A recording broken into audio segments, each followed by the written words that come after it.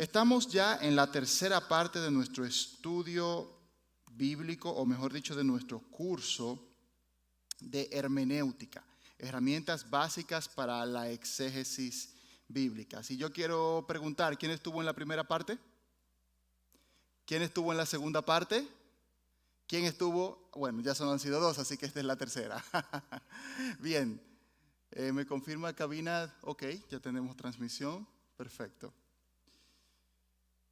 Bien, vamos a hacer primero una especie de repaso. Vamos a tratar de ver un poquito en perspectiva qué hemos avanzado, qué hemos estudiado. Lo primero que vimos en la primera parte fue el análisis estructural o bosquejo. Ahí hablábamos de cómo está compuesta la carta, en este caso la epístola a los Filipenses, que es la cual estamos viendo de ejemplo. El análisis de los elementos clave. ¿Quién recuerda cuáles son los elementos clave? ¿O quién lo tiene o lo busca rapidito por ahí en sus notas? Los elementos clave. Autor, receptor y ocasión. Y pregunto, ¿esos elementos clave se estudian con algún material a la mano o con qué se estudia? ¿Cómo se determina eso? Solo con la Biblia, solo con la palabra. Luego vimos el contexto histórico general y ahí ¿qué buscamos? ¿En qué nos enfocamos? En la persona, en la ciudad, ¿en qué más? En la iglesia y ¿en qué más?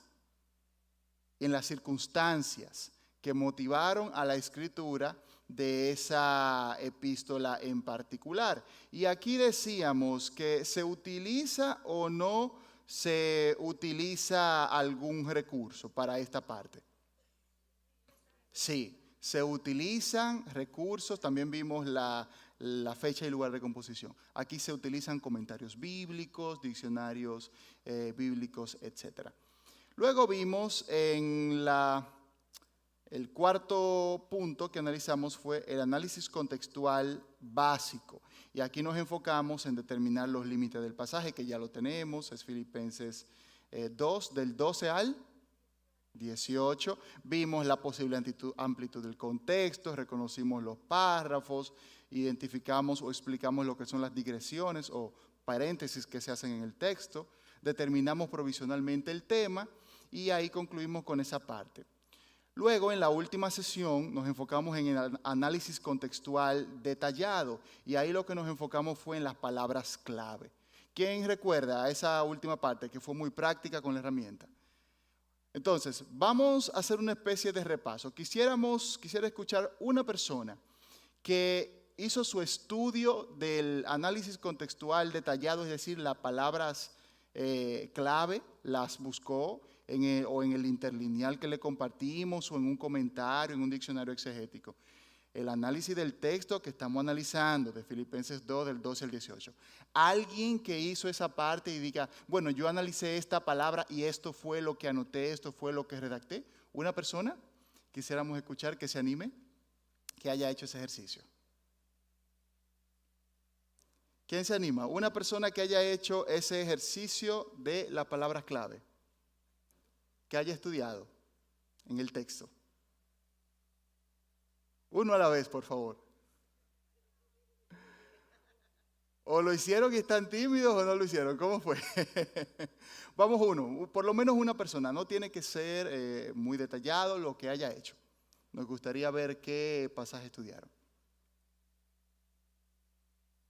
Ok, pues a lo que se animan entonces, vamos a pasar entonces a la próxima parte. Recuerden que esto se aprende haciéndolo. Esto tenemos que realizarlo, esto tenemos que ponerlo en práctica porque si no a veces uno siente que no lo domina hasta que lo comienza a hacer. Hoy estamos ya en la recta final, por así decir. Ya estamos en el punto 6 del proceso exegético, que es el uso del contexto histórico particular del pasaje. Me gustaría que la hermana Adalgisa, si nos puede ayudar aquí, tiene el micrófono con la lectura.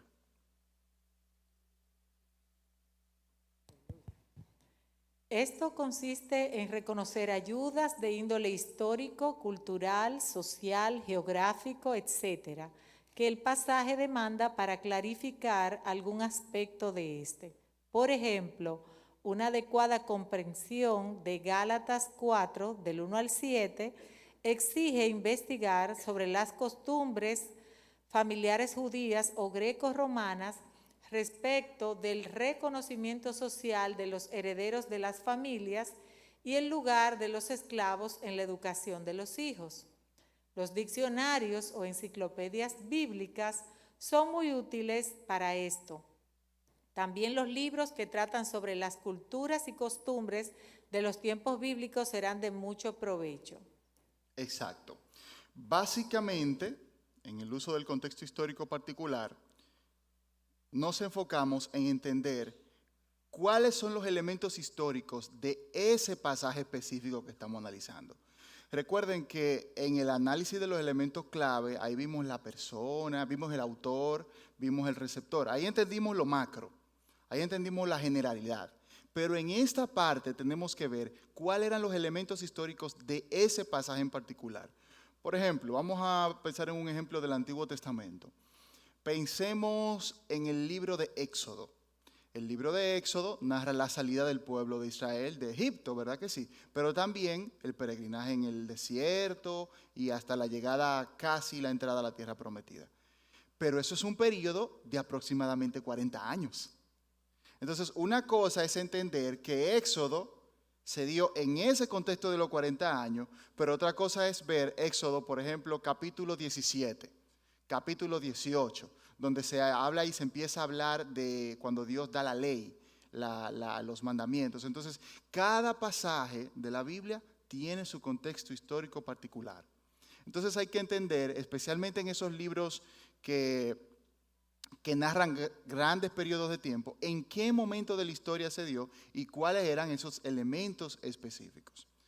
Entonces vamos a ver algunos ejemplos. Yo quiero simplificarles a ustedes el trabajo. Les estaba enseñando primero un ejemplo de una exégesis de Primera de Corintios, pero ahora les quiero seguir el ejemplo de la exégesis que yo he elaborado para Filipenses. Ojo, no es para que ustedes lo copien, es para que vean un modelo. Yo se los dije la vez pasada, este ejemplo no se lo voy a dar hasta que ya hayamos terminado este estudio. Entonces, antes de ver el ejemplo, preguntar, ¿dónde vamos a utilizar, dónde vamos a buscar este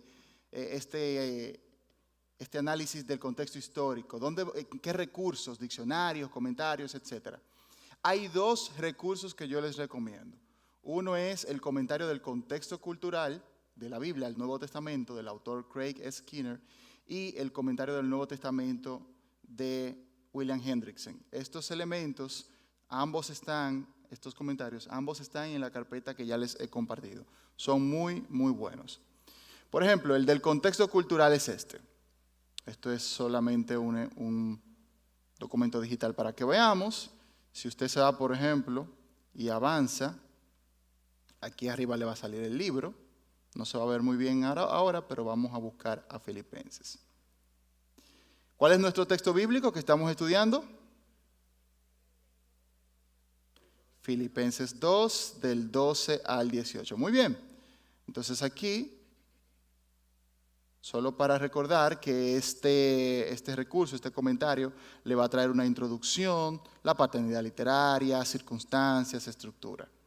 Lo que ahora a nosotros nos interesa es el contexto. Entonces, fíjense, aquí le va a dar la explicación, versículos por versículo, 2 del 12 al 16, le va a ir diciendo las explicaciones culturales de cada uno de los pasajes que ese autor considera más relevante. Hay otros comentarios, pero de pronto no todos son tan útiles para el estudio histórico y el contexto cultural. Entonces, este y el del autor William Hendrickson son muy buenos para el Nuevo Testamento. Pero vamos a ver un ejemplo. Analicemos el contexto histórico particular de este pasaje. Ya yo se lo sé. Un segundito aquí.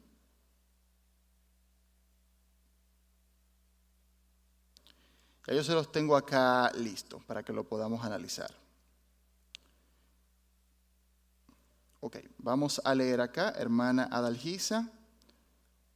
Ojo que no lo van a tener de todos los pasajes, solamente nos vamos a enfocar en los pasajes que son, los versículos que son más relevantes dentro del pasaje que estamos analizando. Amén. Del 2, 12 y 13. Dice, a menudo las cartas actuaban como reemplazo de la presencia de alguien. Así es como Pablo trata con los filipenses por medio de la carta para que obedezcan sus enseñanzas como si él estuviera presente. Por perseverar juntos, ellos aseguraban la salvación final. Ahí nos manda a ver el 1, 27 y 28. La retribución de esa obediencia está implícita en el paralelo con la obediencia de Jesús en el capítulo 2, versos 8 y 9. La enseñanza de que están capacitados para obedecer por medio del poder de Dios prácticamente no tiene paralelo en la literatura precristiana, salvo por enseñanzas del Antiguo Testamento sobre el Espíritu. Ver el comentario sobre Gálatas 2, 19 y 20. Exacto, entonces, de ese modo, este comentarista les va a ir explicando los elementos culturales e históricos de cada pasaje. Por ejemplo, vamos a ver, hermana Dalgisa, el del versículo 15. 2.15. La tradición judía a menudo comparaba a los justos con luminares. En el mundo oscuro, esa es la Reina Valera, ¿verdad? Uh-huh. En el mundo oscuro, especialmente Daniel 12:3, el término usado por Pablo se aplica especialmente a los cuerpos celestes, lo que refleja una imagen como la que usa Daniel. ¿Quién puede leer el versículo 15 de Filipenses 2? Busque Filipenses 2, el versículo 15.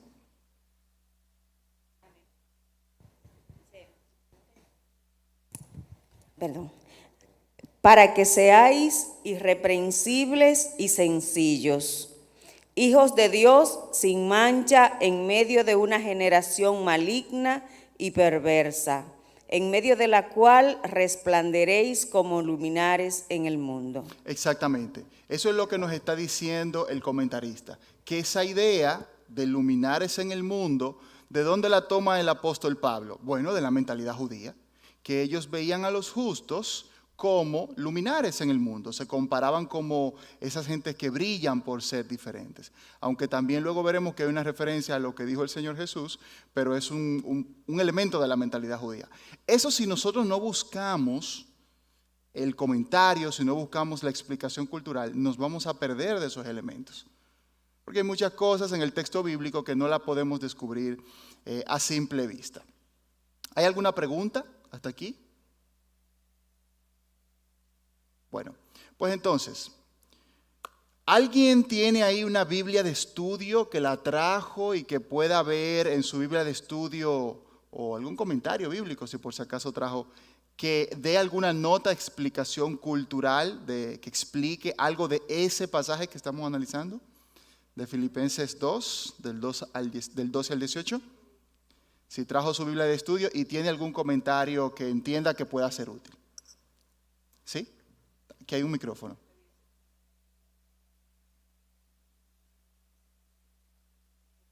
Aquí hay un micrófono para la hermana.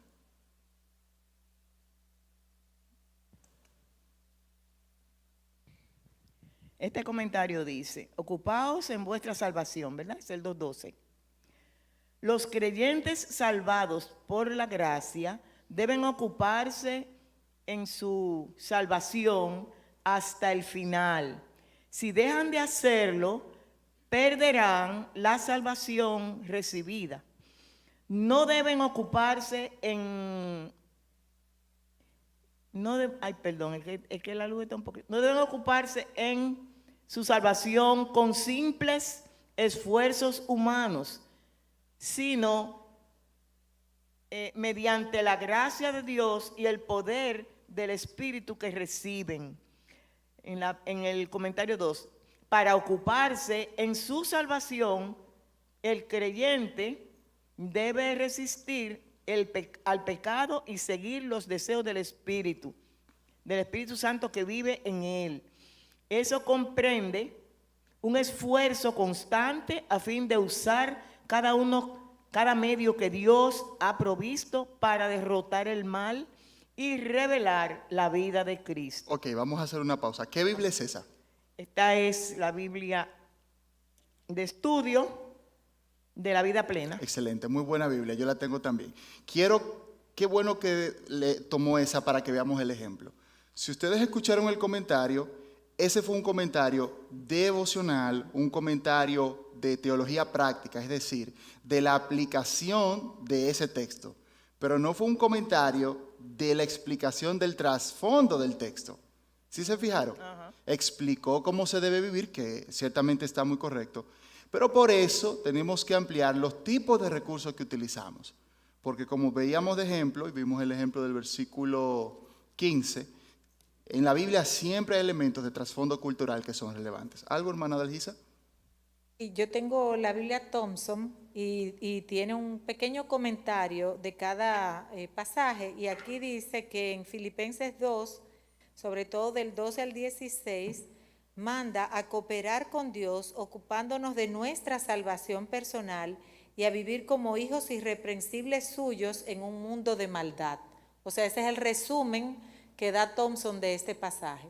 Exacto, también es un comentario de la misma línea, que es más devocional, más práctico, que está muy bien. Pero ya entendimos la importancia del uso del contexto histórico. Siempre hay elementos que debemos entender. Eso es fácil, eso no tiene mucha dificultad, es solamente buscar el comentario bíblico o la Biblia de estudio y ver qué necesitamos. Ahora vamos a pasar al punto número 7 y es el uso de pasajes paralelos para aclarar puntos oscuros. Este va a ser uno de los más interesantes. Uso de pasajes paralelos para aclarar puntos oscuros. En el uso de pasajes paralelos se debe argumentar en qué forma tales pasajes son útiles para clarificar el texto que está siendo estudiado. No consulta comentarios, ojo con esto, aquí no va a consultar comentarios. Una concordancia será de mayor utilidad. El orden más apropiado será el siguiente: paralelos en la misma epístola, primero. Segundo, paralelos escritos del mismo autor. Tercero, paralelos en escritos de autores neotestamentarios. Y cuarto, paralelos en el Nuevo Testamento. Básicamente lo que nos dice el texto es que vamos a buscar pasajes bíblicos donde se hable del mismo tema que se está hablando en nuestro pasaje. ¿Y en qué orden? Bueno, primero en otros en otros pasajes dentro de la misma epístola. Por ejemplo, Filipenses. Entonces, si estamos buscando Filipenses 2, del 12 al 18, por eso fue importante haber leído todo Filipenses, ¿verdad? Que lo hicimos en el punto número 1, para entender cómo va su idea. Y aquí quiero que todos, por favor, abran sus Biblias, busquen sus Biblias físicas o digitales. Prácticamente todas las Biblias traen una parte de concordancia. A veces traen las notas en el dorso, abajo, al lado o al final del capítulo. Algunos lo traen, algunas también traen en la parte final. Y vamos a ir versículo por versículo a tratar de ver los pasajes paralelos que ustedes van encontrando en su respectivo estudio. Busquen todas sus Biblias, pueden las físicas o digitales, y aquí vamos a tratar de construir, de encontrar los pasajes paralelos. Ok, entonces primero nos vamos a enfocar en los paralelos dentro de la misma epístola, es decir, dentro de Filipenses. No sé si podemos encender un poquito más las luces, cabina, por favor, para que los hermanos tengan mejor iluminación y puedan buscar las luces del auditorio. Vamos a buscar dentro de Filipenses, capítulo 2, versículos del 12 al 18. Y vamos a enfocarnos primero en el versículo 12. Vamos a leerlo, por favor, hermana Dalgisa. Ayúdenos a leer el versículo 12. Amén. Por tanto, amados míos, como siempre habéis obedecido, no como en mi presencia solamente, sino mucho más ahora en mi ausencia, ocuparos en vuestra salvación con temor y temblor. Ok, busquen qué notitas de referencia le da su Biblia sobre ese versículo. Si alguno lo encuentra, levanta la mano y le vamos a hacer llegar el micrófono para que nos diga qué pasaje se encontró.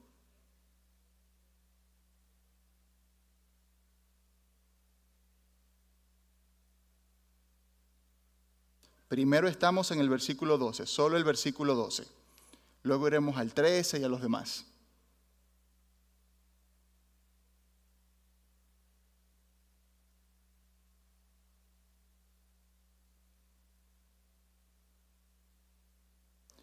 Buscamos primero en Filipenses, en la epístola.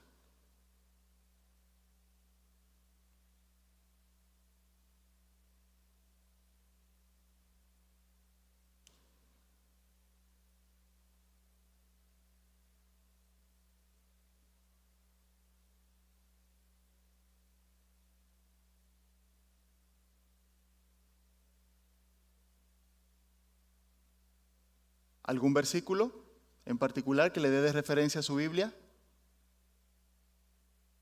¿Sí? ¿Qué versículo le da?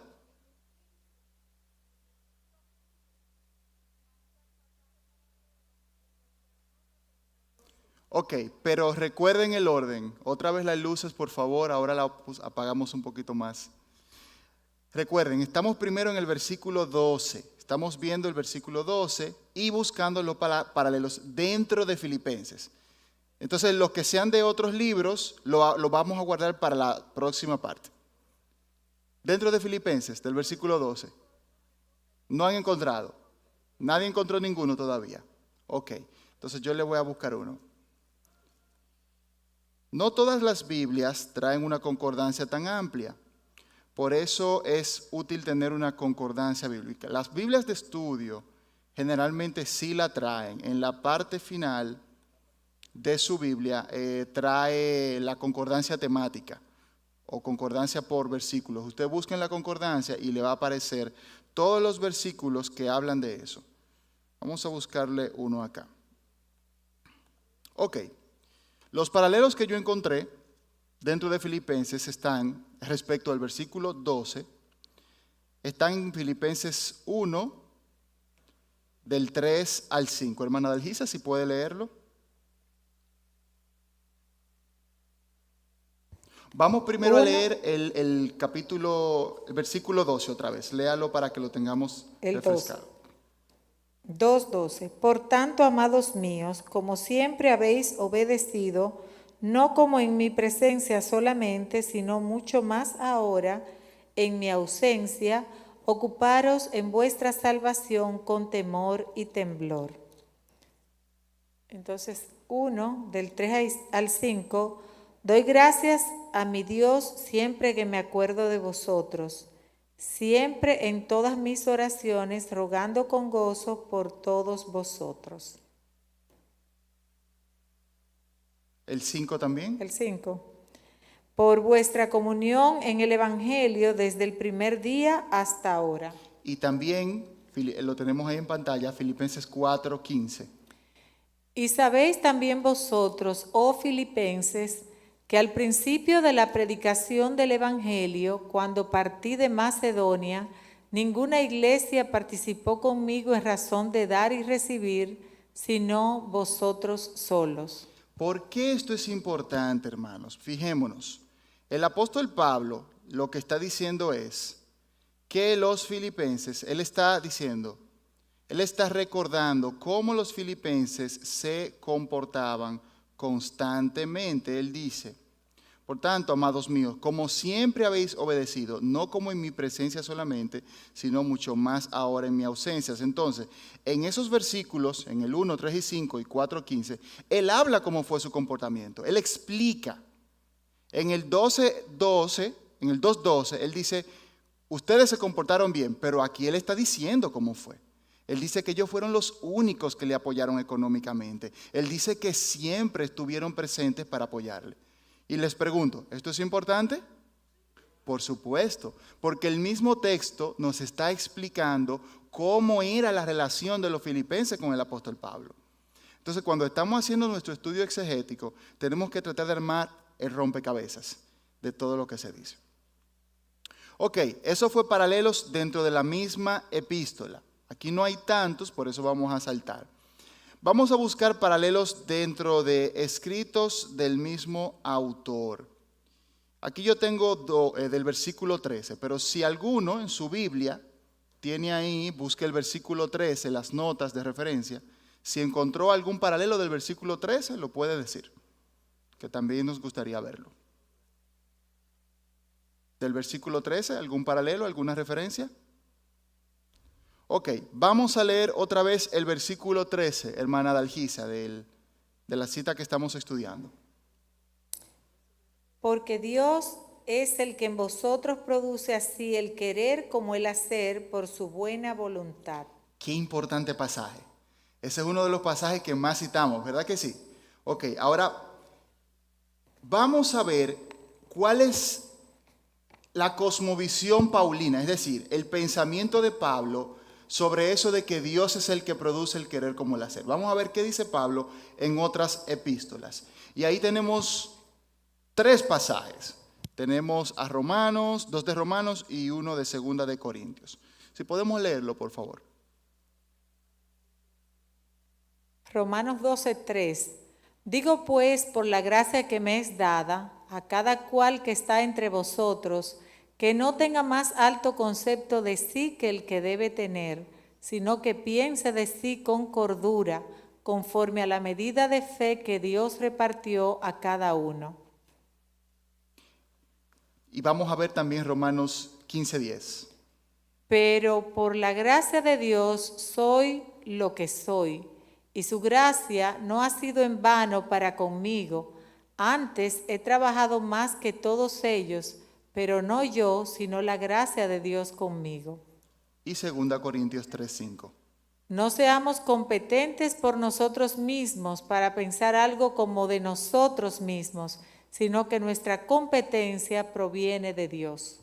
Ok, vamos entonces a conectar. En el 2:13 decía que Dios es el que produce el querer como el hacer según su buena voluntad.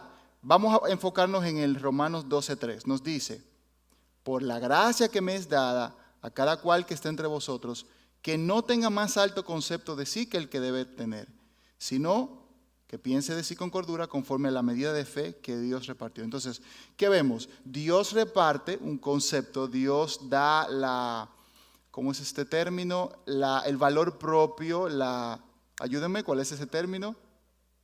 El amor propio, el autoestima. El autoestima verdadero viene de Dios, porque Dios es el que pauta nuestro valor. Entonces, eso es un punto que sacamos de Romanos 12:3. Romanos 15:10. Pero por la gracia de Dios soy lo que soy, y su gracia no ha sido en vano para conmigo. Antes he trabajado más que todos ellos, pero no yo, sino la gracia de Dios conmigo. Entonces, aquí también que vemos que ese concepto, esa cosa que Dios produce en nosotros, así como el querer como el hacer, es por su gracia. Es decir, que Dios no produce eso en nosotros porque nosotros seamos buenos, sino porque Él decide hacerlo, por un favor inmerecido. Y entonces, ¿qué nos dice 2 Corintios 3:5? No seamos competentes por nosotros mismos para pensar algo como de nosotros mismos, sino que nuestra competencia viene de Dios. Cuando yo uno 2 de Corintios con Filipenses, lo que me está diciendo es que todo lo que yo soy, que todo lo que yo puedo lograr en el Señor, que todas las cosas que yo puedo hacer para Dios, no son porque yo sea bueno. No son porque yo ni siquiera tal vez ore mucho. Es por la gracia, la misericordia y el favor de Dios. Y por supuesto que hay que orar, por supuesto que hay que ser santo, pero sin esa gracia de Dios y sin ese favor no seríamos competentes. Otro pasaje paralelo que cita Thompson está en Tito 3:5, que dice, nos salvó no por obras de justicia que nosotros hubiésemos hecho, sino por su misericordia, por el lavamiento de la regeneración y por la renovación en el Espíritu Santo. Excelente. Muy buen pasaje también del apóstol Pablo. Entonces quiero preguntar, ¿qué utilidad hasta aquí, alguna persona con sus palabras nos diga, qué utilidad ustedes ven en el uso de pasajes paralelos, según lo que han entendido hasta aquí? ¿Qué utilidad le ven a esto? Hermana Rosa, por allá atrás. A ver si le pasamos el micrófono para que la podamos todos escuchar.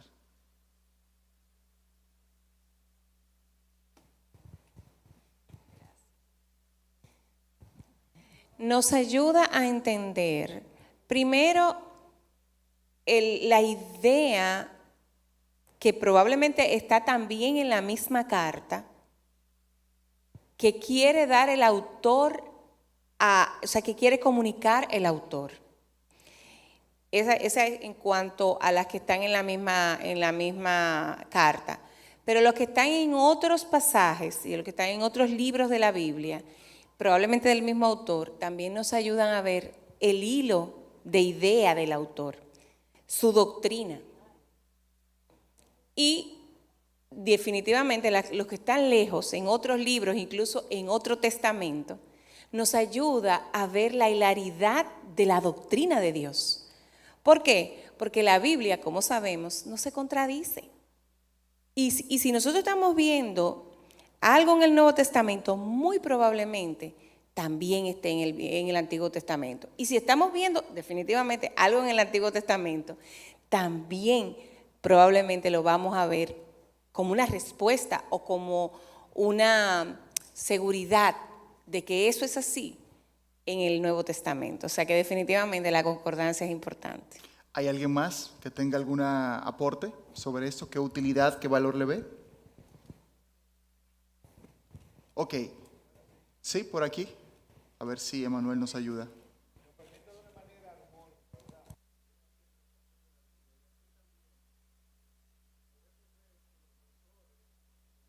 ¿Verdad? De un libro, poder, si uno tiene algún tipo de duda o contradicción, a través de esos pasajes paralelos, versículos paralelos, podemos nosotros ver la realidad y sacarnos de la duda. Eso nos ayuda bastante con esto. Excelente. Ambos dieron algo interesante. La Biblia no se contradice. Y el apóstol Pablo, por ejemplo, que es un autor que tiene varios libros, varias epístolas en el Nuevo Testamento, tiene una teología, él tiene una interpretación de la fe. Él tiene le llama teología paulina, pensamiento paulino. Y vamos a ver un ejemplo. El apóstol Pablo habla de salvos sois por gracia por medio de la fe, no por obras para que nadie se gloríe. Pero en Santiago nos dice que la fe sin obras es muerta. ¿Cómo yo combino el pensamiento de Pablo de que salvo soy por gracia por medio de la fe, no por obras, y a Santiago que me dice que la fe sin obras es muerta? Eso pareciera ser una contradicción. Pero cuando yo analizo el pensamiento de Pablo, lo que Pablo nos está diciendo es que la fe viene como resultado, la salvación viene como una actitud de gracia de parte de Dios. Gracia es un regalo que yo no merezco. Y me gusta siempre ilustrarlo de la siguiente manera. A mi esposa, si se puede acercar acá. Mi esposa, por favor, ¿quieres esa botellita? Sí, ella tiene sed. Entonces, la actitud de Dios, la gracia es la actitud de Dios de dar esa botellita. Pero la fe es la actitud de ella de recibirla. La gracia sin la fe no salva. Yo no soy, y ojo, miren, esto es importante, porque a veces escuchamos y repetimos, somos salvos por gracia. No somos salvos por sola gracia. Somos salvos, oiga, por gracia por medio de la fe. Ni siquiera salvos solo por fe, somos salvos por gracia por medio de la fe. Gracia es la actitud de Dios, pero si yo no tengo fe para recibir la gracia, yo no me salvo. Eso de gracia irresistible, como dicen los calvinistas, eso no se sostiene en la teología bíblica. Entonces, eso es importante, porque cuando yo me voy a Santiago, Santiago me dice que la fe sin obras es muerta. ¿De qué me está hablando Santiago? De que si Dios me extiende la salvación, otra vez mi amor te necesito, de que si Dios me extiende la salvación por gracia, yo debo responder con obras. ¿Y cuál es la obra según Santiago? La fe. Lo que Santiago dice es, gracias otra vez, que la fe nos lleva a actuar. Eso es lo que quiere decir Santiago. Para Pablo, la fe nos lleva a recibir la gracia, pero para Santiago, la fe nos lleva a actuar en base a esa gracia. ¿Se entiende? Por eso debemos tener claro cuál es el pensamiento del autor. Y eso lo hacemos armando todo el esquema. ¿Estamos aprendiendo? Muy bien.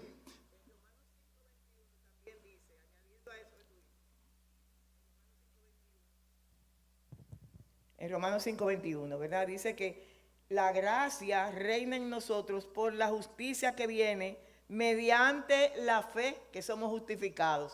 O sea que sin fe no hay nada, no hay gracia. Es imposible nosotros alcanzar lo que Dios quiere dar. Ok, exacto. No vamos a seguir abundando mucho porque es un tema de teología sistemática, pero vimos la necesidad de estudiar los paralelos. Ok, vimos primero, paralelos ¿dónde? En la misma epístola. Vimos paralelos en escritos del mismo. Ahora vamos a ver paralelos en escritos de otros autores del Nuevo Testamento. Vamos a ver sobre el versículo 12. Busquen en sus Biblias, sus notas. ¿Hay algún pasaje que les den de referencia respecto al versículo 12? Respecto al versículo 12, ¿algún paralelo que puedan encontrar en sus Biblias?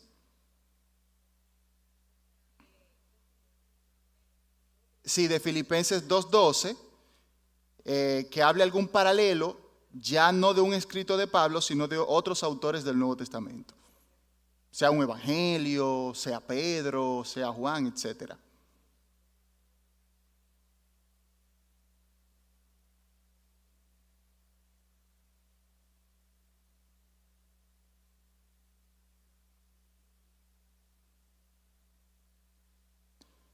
Mientras van buscando, les tengo un paralelo aquí. Y vamos a ver lo más interesante.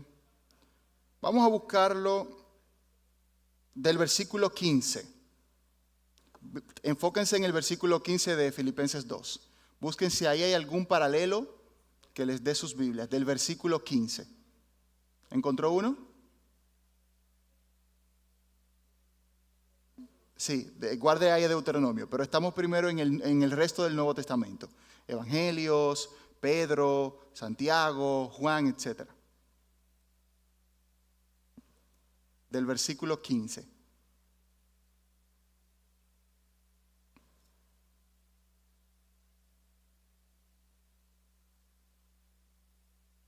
Ok, ¿encontramos uno? Vamos primero a leer el versículo 15 de Filipenses 2. Para refrescar. Vamos a leer Filipenses 2:15 primero. Para refrescar, ¿qué nos dice? Para que seáis irreprensibles y sencillos, hijos de Dios sin mancha en medio de una generación maligna y perversa, en medio de la cual resplandecéis como luminares en el mundo. Muy bien. ¿Qué versículos paralelos encontramos?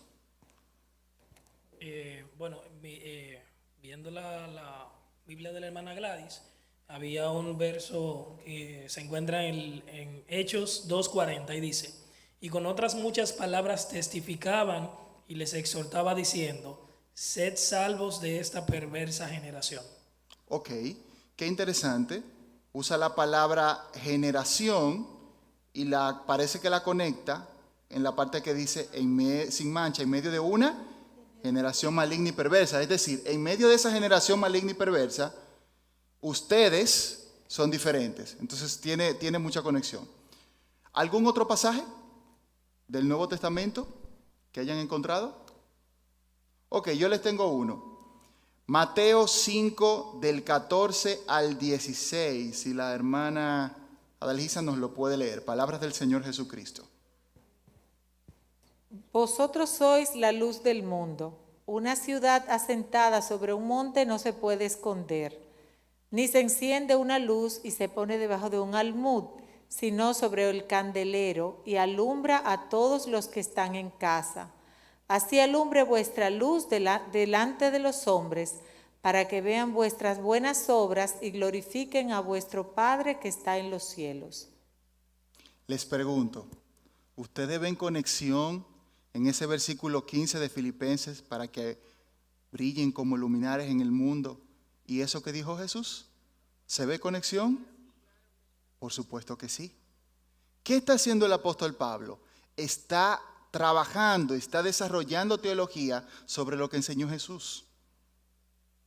Todos los escritores del Nuevo Testamento se enfocaron o en lo que dice el Antiguo Testamento para basar su interpretación de la Biblia, o lo que dice Jesús, o las dos cosas. Generalmente las dos cosas. Prácticamente todos los escritores del Nuevo Testamento utilizan el Antiguo Testamento para profundizar y explicar su enseñanza, pero todos también utilizan lo que dijo Jesús, porque son seguidores de Cristo, no estaban produciendo una enseñanza divorciada, separada de lo que dijo Jesús. Entonces esto es muy interesante, porque cuando veamos algún pasaje del Nuevo Testamento, de un apóstol o cualquiera de los escritores, tratemos de ver dónde se ve Jesús por ahí, dónde se ve lo que dijo Jesús, cómo esto encaja con las enseñanzas de Cristo en Mateo, en Marcos, en Lucas, en Juan. ¿Alguna pregunta o comentario hasta aquí? ¿Alguna duda? ¿Alguna inquietud sobre esto? ¿O un aporte que alguno quiera hacer? ¿Un feedback, una retroalimentación de qué está aprendiendo, de cómo se siente que esto le va a ser de utilidad? Nos gustaría escuchar, tal vez en tu estudio bíblico personal, en su enseñanza, en su ministerio de predicación. ¿Alguien que nos quiera compartir? Por este lado, la hermana Evelyn.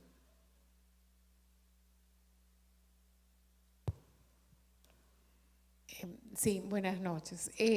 Yo recomiendo siempre los estudios bíblicos. Cuando yo estudié 4 años de teología hace mucho tiempo, parte de la recomendación es tener un buen comentario bíblico, una buena Biblia con concordancia, tener su diccionario bíblico y, apartar un tiempo especial, aparte del devocional, para estudiar la Biblia, de manera que uno pueda abarcar estos temas de hermenéutica, donde uno puede aprender un poco más profundamente acerca de la Biblia.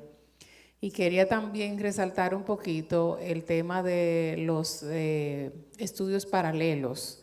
A veces debemos recordar que los profetas en el Antiguo Testamento, Dios hablaba a los profetas de algo que iba a pasar en el futuro. Por ejemplo, sobre la crucifixión de Cristo en Isaías 53, que lo habla perfectamente cómo Él sufrió. Eso fue una profecía que cuando vamos a los evangelios y vemos la parte de la vida de Cristo, su crucifixión, la pasión de Cristo y todo eso, si nos vamos a Isaías 53, vemos esa profecía. Entonces eso es lo que es el lenguaje paralelo también de las profecías.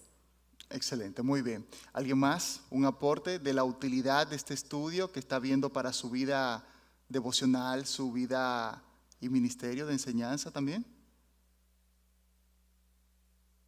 Ok, bien, repasando. Ya estamos concluyendo por hoy. Hemos visto hoy 2 puntos nada más. Primero, uso del contexto histórico particular. ¿Quién se anima a explicarnos con sus palabras en qué consiste el uso del contexto histórico? ¿Qué decíamos ahorita? ¿Qué es eso? ¿Democrática o dedocráticamente? Ustedes deciden. Uso del contexto histórico, ¿en qué consiste? Prácticamente es conocer a quién le estaba siendo dirigida esa palabra en el momento. O sea, cómo la interpretaba la persona a la que Pablo le estaba dirigiendo. O sea, ese es el contexto histórico, cómo estaban pensando esas personas y por qué Pablo le escribía de esa manera. No es lo mismo cuando le hablo yo a mi hijo, que me conoce, que cuando alguien que no me conoce. Entonces, cuando nosotros vemos el auditorio al que Pablo se está dirigiendo podemos entender mejor qué fue lo que quiso decirle. Muy bien, los elementos históricos, excelente. Y también vimos el uso de pasajes paralelos para aclarar puntos oscuros. Y vamos a recapitular. Primeros paralelos que debemos estudiar son paralelos en la misma epístola o mismo libro. Segundo, paralelos en escritos del mismo autor. Tercero, paralelos en el resto del Nuevo Testamento. Y hubo unos paralelos que no los estudiamos ya por temas de tiempo, que son paralelos en el Antiguo Testamento, que ahí había una cita de Deuteronomio. Siempre en ese orden para entender. Ya que nos va a quedar, y la tarea que van a tener, porque sí van a tener tarea, es que deben aplicar esos dos pasos, esas dos cosas que hemos visto hoy. Ya van un poquito más prácticos porque ya vimos varios ejemplos. Traten de encontrar esos paralelos. Y la próxima semana, que ya es nuestro último encuentro, ya vamos a ver las conclusiones exegéticas y las aplicaciones prácticas. Y como recomendación les animo a que repasen todo lo que hemos visto hasta ahora, porque en ese próximo punto lo que haremos es unir. Es tomar de cada punto que hemos estudiado elementos del análisis estructural, histórico, etcétera, y tratar de dar significado al texto bíblico, ¿bien? Así que veremos que será muy interesante.